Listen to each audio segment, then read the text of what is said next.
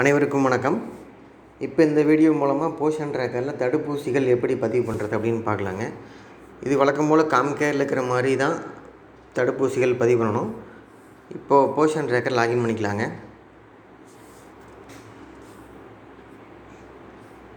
தமிழ் மொழியை செலக்ட் பண்ணிங்கன்னா கொஞ்சம் ஈஸியாக இருக்கும். நான் தமிழ் மொழியை செலக்ட் பண்ணுறேன்.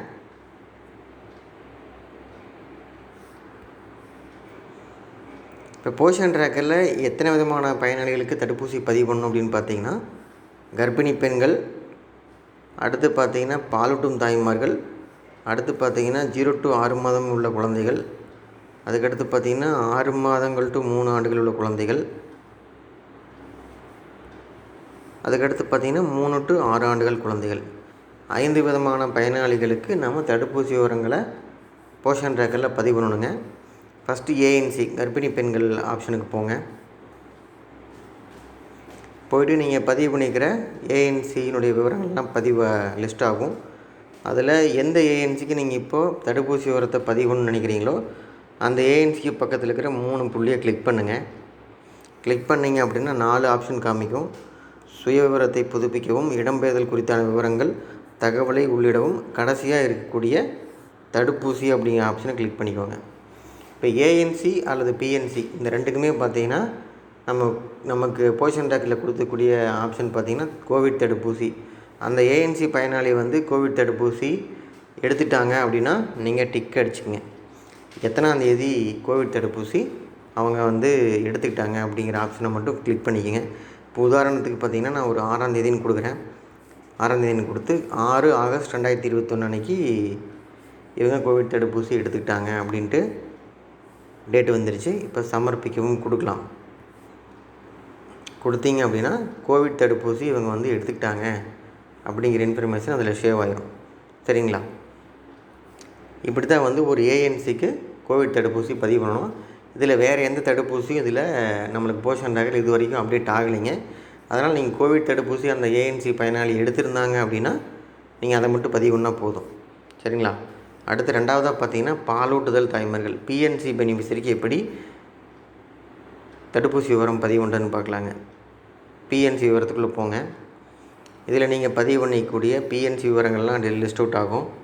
இதில் நீங்கள் இப்போ எந்த பயனாளிக்கு தடுப்பூசி விவரத்தை பதிவுன்னு நினைக்கிறீங்களோ அந்த பயனாளிக்கு நேராக இருக்கிற 3 டாட்டை கிளிக் பண்ணுங்கள்.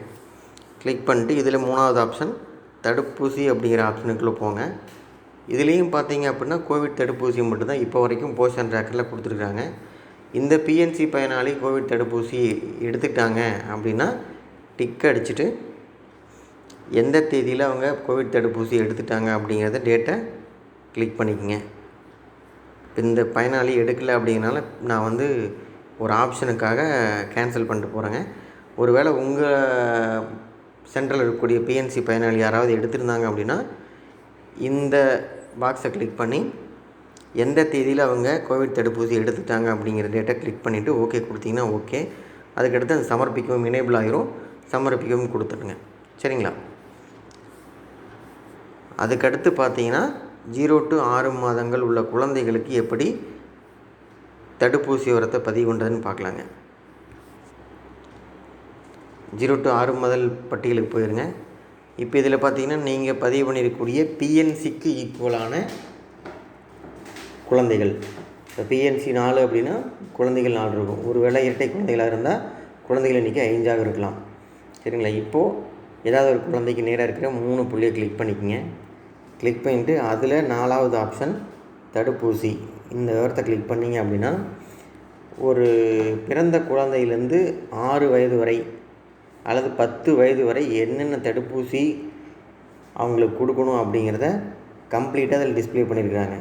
கிட்டத்தட்ட பார்த்தீங்க அப்படின்னா 4, 6, 8, 11, 13, 15, 17, 19, 21, 23, 25, 27 வகையான தடுப்பூசி ஒரு குழந்தை பயனாளிக்கு இங்கே லிஸ்ட் அவுட் பண்ணியிருக்காங்க. இதில் அந்த குழந்தைக்கு என்னென்ன தடுப்பூசி போட்டிருக்காங்க அப்படிங்கிறது உங்கள் பதிவேட்டில் இருக்கும். என்னென்ன தடுப்பூசி அவங்களுக்கு போட்டிருக்காங்களோ அதை மட்டும் நீங்கள் டிக் பண்ணால் போதும். இப்போ குழந்தை பிறந்த உடனே ஓபிவி போடுவாங்க. அதை கிளிக் பண்ணிக்கோங்க. கிளிக் பண்ணிவிட்டு தடுப்பூசி எந்த டேட்டில் அவங்களுக்கு போட்டாங்க அப்படிங்கிறத மட்டும் இந்த டேட் ஆப்ஷனை கிளிக் பண்ணி இந்த டேட்டு மந்த்து இயரு இதுக்கு பக்கத்தில் இருக்கிற இந்த பாக்ஸை கிளிக் பண்ணிங்கன்னா இந்த கேலண்டர் ஓப்பன் ஆகிரும். கேலண்டர் ஓப்பன் ஆகிட்டு நீங்கள் போன மாதம் கிளிக் பண்ணணும். அவங்க டேட்டு வந்து ஓபிவி பிறப்பு டோஸ் வந்து போன மாதம் ஜூலை மாதம் கொடுத்துருக்காங்க அப்படின்னு நினச்சிங்க அப்படின்னா இந்த பாக்ஸை கிளிக் பண்ணிங்கன்னா போதும். ஜூலை மாதம் வந்துடும் கேலண்டரு. ஜூலை மாதத்தில் ஒரு 9ஆம் தேதி அப்படின்னா 9ஆம் தேதி கிளிக் பண்ணிவிட்டு ஓகே கொடுத்திங்கன்னா 9/7/2021 அந்த குழந்தைக்கு ஓபிவி ஃபஸ்ட் டோஸ் வந்து கொடுத்துருக்காங்கன்னு இதில் சேவ் ஆகிரும். அதுக்கப்புறம் சமர்ப்பிக்கவும் கொடுத்தனா போதுங்க. சரிங்களா? இப்போ இந்த குழந்தைக்கு பார்த்திங்கன்னா ஆதிஷாவோட சுய உயரத்தை பார்க்கலாங்க. இவங்க வந்து பிறந்த தேதி வந்து 20/3. இந்த ஓபிவி வந்து பார்த்திங்க அப்படின்னா 45 நாளுக்குள்ளே கொடுத்துருவாங்க. இப்போ ஒரு உதாரணத்துக்காக நான் வந்து 20/3 பிறந்திருக்கிறாங்க. அவங்களுக்கு வந்து ஓபிவி ஃபஸ்ட் டோஸ் வந்து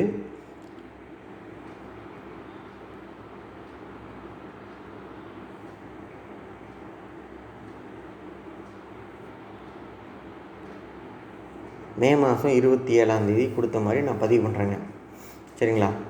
இப்போ ஓகே கொடுத்தீங்க அப்படின்னா இங்கே சமர்ப்பிக்கவும் வந்து நீங்கள் சப்மிட் பண்ணுற அளவுக்கான எனேபிள் பொசிஷனுக்கு வந்துடும்.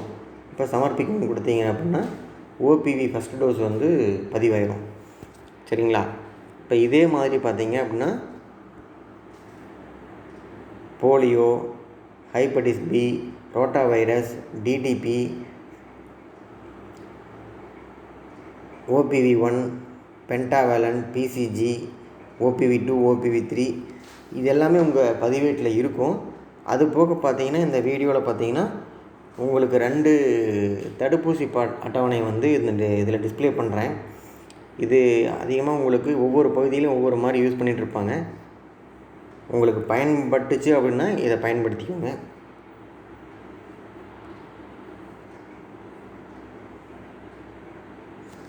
பார்த்திங்களா? இது வந்து தேசிய தடுப்பூசி அட்டவணை குழந்தைகள் மற்றும் கர்ப்பிணி தாய்மார்களுக்கு. இது வந்து கவர்மெண்ட் ஆஃப் தமிழ்நாட்டில் கொடுத்துருக்காங்க. இதில் வந்து பார்த்திங்கன்னா எப்பொழுது கொடுக்க வேண்டும், தடுப்பூசியினுடைய பேர், தடுப்பூசி மருந்தினுடைய அளவு, கொடுக்கும் முறை, கொடுக்க வேண்டிய இடம், இது எல்லாமே இதில் வந்து தெளிவாக போட்டிருக்காங்க. இந்த ஸ்க்ரீன்ஷாட்டை வந்து உங்களுக்கு கமெண்ட்டில் நான் ஷேர் பண்ணி விடுறேன். வீடியோவில் சரியாக தெரியல அப்படின்னா நீங்கள் வந்து கமெண்ட்டில் இந்த ஸ்க்ரீன்ஷாட் இருக்கும், அதை டவுன்லோட் பண்ணி வச்சுக்கலாங்க. சரிங்களா? ஒவ்வொரு பகுதியிலும் இந்த ஷீட் வந்து வச்சுருப்பாங்க, ஒவ்வொரு சென்டர்லேயும் வச்சுருப்பாங்க. இல்லை அப்படின்னா இதை நீங்கள் பார்த்து ரெஃபர் பண்ணிக்கலாம். சரிங்களா? அடுத்து பார்த்திங்கன்னா இன்னொரு தடுப்பூசி அட்டவணை. இதுவும் வந்து கவர்மெண்ட் ஆஃப் தமிழ்நாடு வெளியிட்டது தாங்க.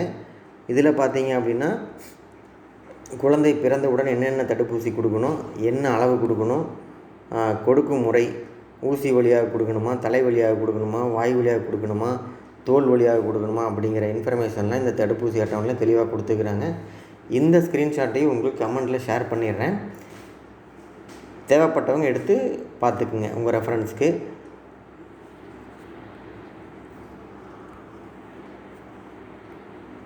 இப்போ இந்த தடுப்பூசி அட்டவணையில் பார்த்தீங்கன்னா 27 வகையான தடுப்பூசிகள் இதில் டிஸ்ப்ளே பண்ணிக்கிறாங்க. ஒரு குழந்தைக்கு என்னென்ன தடுப்பூசி போடுறாங்களோ அப்பப்போ உங்கள் பதிவேட்டில் குறிச்சிட்டு அதுக்கப்புறம் இந்த போஷன் ட்ராக்கரில் நீங்கள் ஒரு டிக் அடிச்சுட்டு இந்த ஆப்ஷனை கிளிக் பண்ணுங்கள். கிளிக் பண்ணிங்க அப்படின்னா அந்த தடுப்பூசி OPV2 எப்போ போட்டாங்க, தடுப்பூசி போட்ட தேதி என்ன அப்படின்னு எப்படி செலக்ட் பண்ணுறீங்கன்னா இதுக்கு பக்கத்தில் இருக்கிற இந்த பாக்ஸை கிளிக் பண்ணுங்கள். கிளிக் பண்ணிங்கன்னா கேலண்டர் ஓப்பன் ஆகும். கேலண்டரில் டேட்டு, மந்த்து எல்லாமே இருக்குங்க. இதில் வந்து கிளிக் பண்ணிங்கன்னா போதும், டேட்டு, மந்த்து, இயர் ஆட்டோமேட்டிக்காக அதுவே வந்துடும். சரிங்களா? இப்போ நீங்கள் செலக்ட் பண்ணதுக்கு அப்புறம் தான் வந்து இந்த சமர்ப்பிக்கவும் அப்படிங்கிறதே வந்து நீங்கள் சப்மிட் பண்ணுற அளவுக்கு உண்டான எனேபிள் பொசிஷனுக்கு வரும். சரிங்களா? 27 வகையான தடுப்பூசி விவரங்கள் இதில் கொடுத்துருக்குறாங்க. இதில் வேறு நீங்கள் அளவெல்லாம் எதுவும் கொடுக்கவே தேவையில்லை.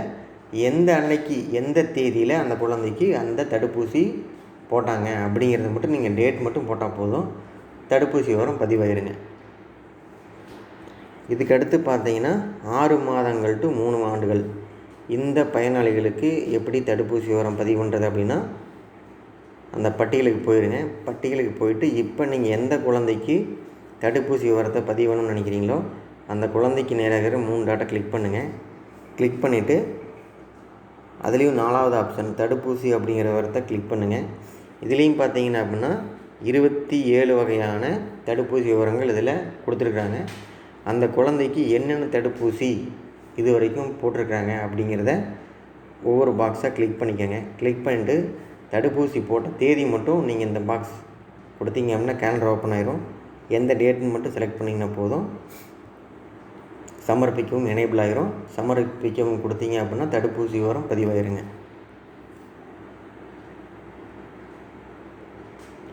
அதுக்கடுத்து பார்த்தீங்க அப்படின்னா ஒவ்வொரு குழந்தைக்கும் நீங்கள் அந்த 3 டாட்டை கிளிக் பண்ணி 3 புள்ளியை கிளிக் பண்ணி ஒவ்வொரு குழந்தைக்கும் அவங்க எத்தனை ஒரு 5 தடுப்பூசி போட்டிருக்காங்க, 7 தடுப்பூசி போட்டிருக்காங்க அப்படிங்கிறத டிக் பண்ணி டேட்டு மட்டும் நீங்கள் செலக்ட் பண்ணிங்கன்னா போதும். அதுக்கடுத்து பார்த்தீங்கன்னா 3 to 6 ஆண்டுகள் குழந்தை பயனாளிகளுக்கு தடுப்பூசி விவரத்தை பதிவு பண்ணலாங்க. அந்த ஆப்ஷனுக்குள்ளே போங்க. நீங்கள் பதிவு பண்ணிக்கிற 3 to 6 ஆண்டுகள் குழந்தை விவரங்கள் வரும். அதில் நீங்கள் இப்போ எந்த குழந்தைக்கு தடுப்பூசி விவரத்தை பதிவு பண்ணுறீங்களோ அந்த குழந்தைக்கு நேராக இருக்கிற 3 புள்ளியை கிளிக் பண்ணுங்கள். கிளிக் பண்ணிட்டு வழக்கம் போல் 4வது ஆப்ஷன் தடுப்பூசி. இதுலேயும் பார்த்தீங்க அப்படின்னா 27 வகையான தடுப்பூசி விவரத்தை கொடுத்துருக்குறாங்க. இந்த குழந்தைக்கு என்னென்ன தடுப்பூசி கொடுத்துருக்குறாங்க அப்படின்னு உங்கள் பதிவேட்டில் இருக்கும். அப்படி இல்லை அப்படின்னா கூட நீங்கள் உங்களுடைய விஹெச்என் எஸ்ஹெச்எனில் கேட்டிங்க அப்படின்னா தெளிவாக சொல்லிடுவாங்க. அவங்கள கேட்டு எந்த தேதியில் அந்த குழந்தைக்கு எந்த தடுப்பூசி போட்டாங்க அப்படிங்கிறத மட்டும் தெளிவாக பதிவு பண்ணிங்கன்னா போதும்.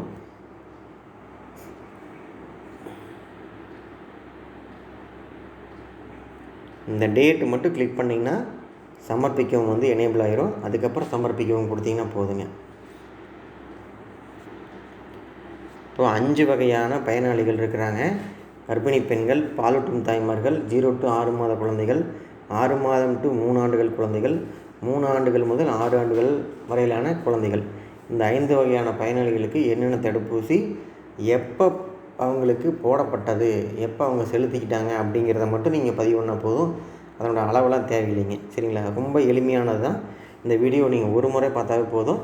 ஈஸியாக நீங்கள் உங்கள் குழந்தை பயனாளிகள் மற்றும் ஏஎன்சி பிஎன்சி பயனாளிகளுக்கு தடுப்பூசி விவரத்தை போஷன் ட்ராக்கரில் பதிவு பண்ணிடலாங்க. இந்த வீடியோவில் உங்களுக்கு ஏதாவது புரியலை அப்படின்னா, இல்லை நான் சொன்னதில் ஏதாவது தகவலில் தவறு இருந்ததுன்னா நீங்கள் கமெண்ட்டில் எனக்கு பதிவு பண்ணி அனுப்புங்க. அதே மாதிரி இந்த வீடியோவில் வேறு ஏதாவது அப்டேஷன் பண்ணணும் அப்படின்னா நீங்கள் கமெண்ட்டில் எனக்கு ஷேர் பண்ணி அனுப்பிச்சி விடுங்க. இந்த வீடியோ பிடிச்சிருந்தது அப்படின்னா சப்ஸ்கிரைப் பண்ணுங்கள். சரிங்களா? தேங்க்யூ.